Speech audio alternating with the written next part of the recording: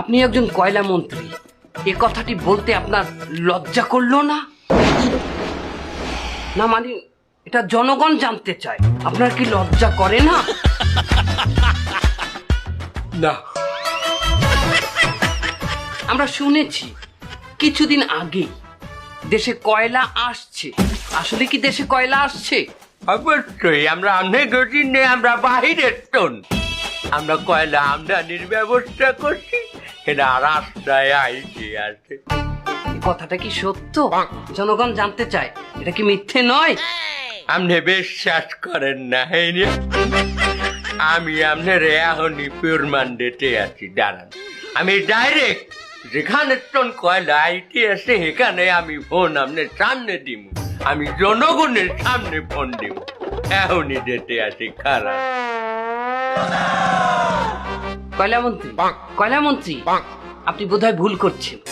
আমার নাম্বার মনে আছে। না, নাম্বার নয়, আপনি টিভির রিমোট চেপেছেন। এটা মোবাইল নয়। ও আমি মাঝে মাঝে রাতেও কল করি, যাকে নাই মনে হয় তাহা নাই। মাঝি বাইয়া যাও রে অকুল দরিয়ার মাঝে আমার ভাঙা নাওর, মাঝি বাইয়া যাও রে। মোবাইল বাজে দেখি। হ্যালো, এবার কয়লা লইয়ে কত দূর পড়ছো? এই তো কেবল এই পট্টখালি মাদার বন্যা পর্যন্ত আইছি। মালয়েশিয়া? মালয়েশিয়া পর্যন্ত পুচ্ছে গেছো অলরেডি? এই বুড়ি হালার ফেলায় কয় কি মালয়েশিয়া? মাদার বন্যা মালয়েশিয়া পর্যন্ত আইছে। এবার তার কি পরিমাণ কয়লা তুই আনতে আছো আমার গোটে আছে?